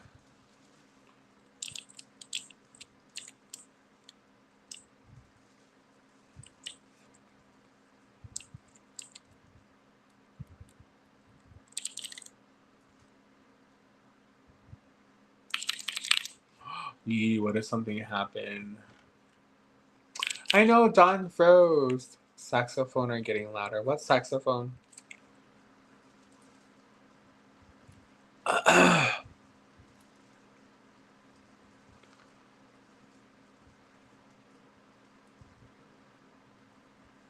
So Kiara, I'm on TikTok. I think it's called Matasaurus. I do a lot of reviews on TikTok. I do Snapchats. I started a book club, mostly on TikTok. Yeah. A lot of these stories I've told within the past year. I started on Sean's live. I was with. They call themselves the Midnight Cedar Society, but that was immediate cutoff. And then I found Don't Whistle at Night, and I'm now here telling my stories. Um, these stories I'm telling are in chronological order. So they start at the age of 8. Now we're in my preteens. I still have quite a few more. Um, I think from 14 to, I would say, 17, nothing occurred. Kind of just kind of stayed in my own lane, kind of kept to myself. Um, right? I don't like. It's just a lot of stories that I've come across, and there was some negativity. People thought I was making this crap up. Um, I really, I can't make this up. Like, oh my god, yeah, I think Sean brought all of us off together. Oh, for sure, yeah. Sean started off everything. Sean, I gotta shout out Sean. He's had me come out of my shyness. He's built this confidence and ambitious part of me. Um, these stories were locked away. Some of these stories were retold to me. Um, some of these stories I forgot. Like I put them so far back in a vault is what I call it. and these stories just stayed there because as the Navajo, a member of the tribe, we're taught to not talk about stuff like that, especially at night, because spirits and things hear stuff. So when you're talking about certain things, they will hear it. And the reason why we don't whistle at night is because skinwalkers, that's how they communicate. And also, I've come across to that's how the unalive, that's how they like Hey, see you as an. sorry.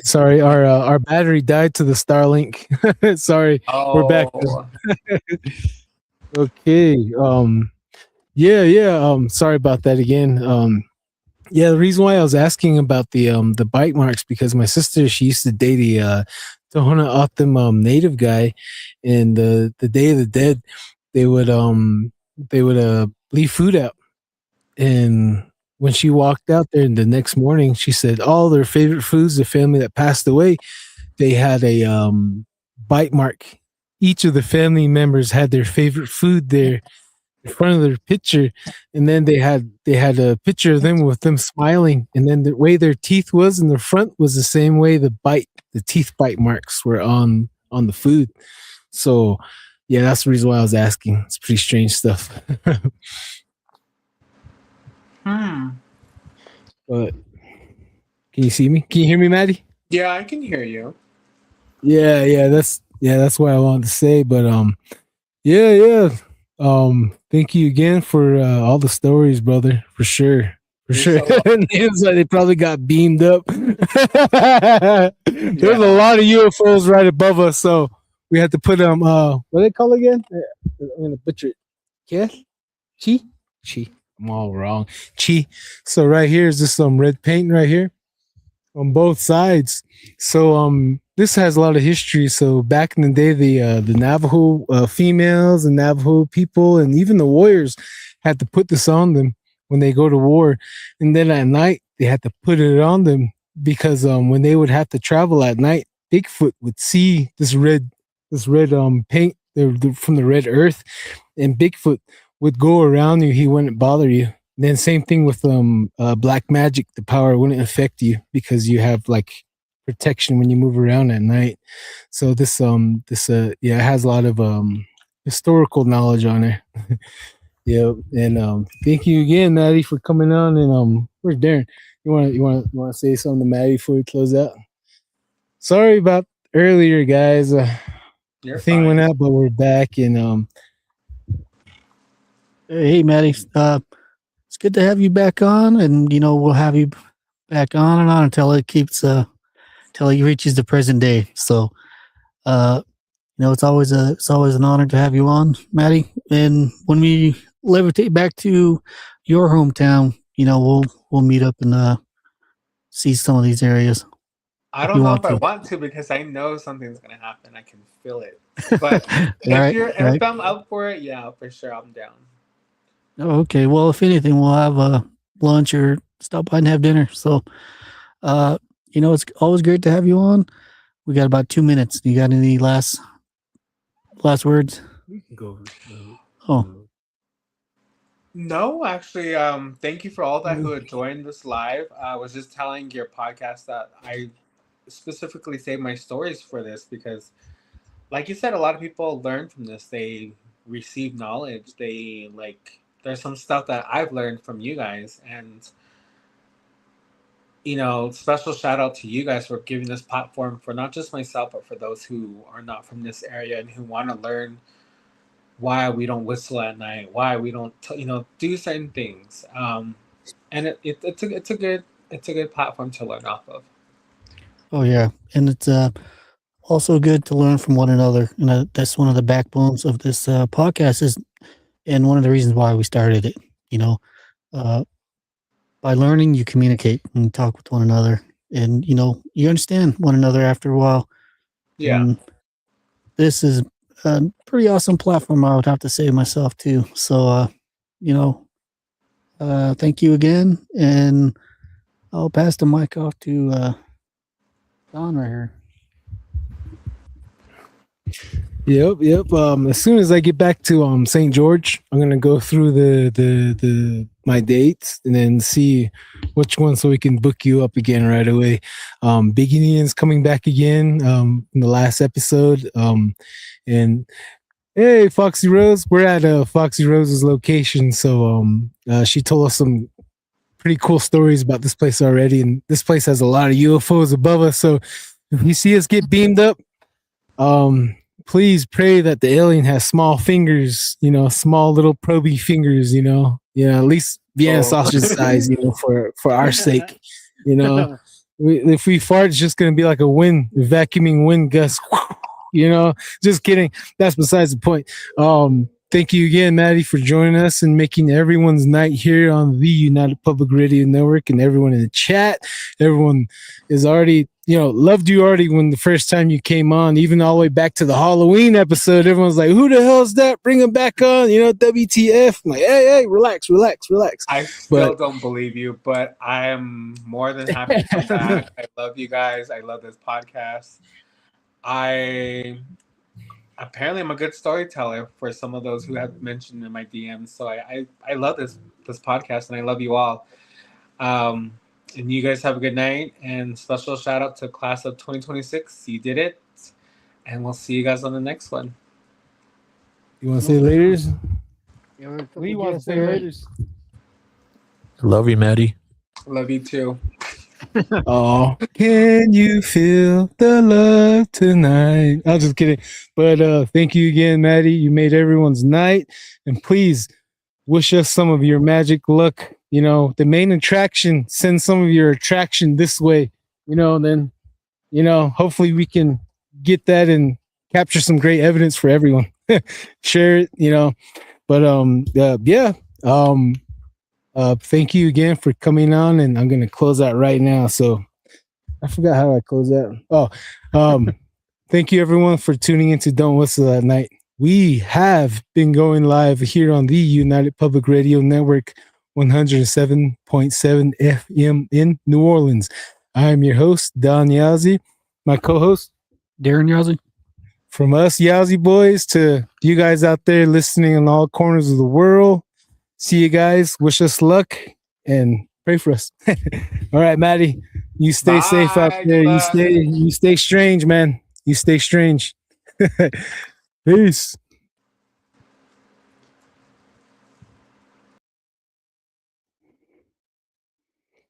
Okay, 1 second right here.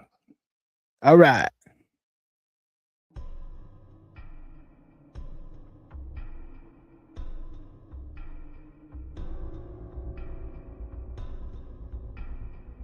Welcome to Don't Whistle at Night podcast, where Navajo legends echo in the shadows.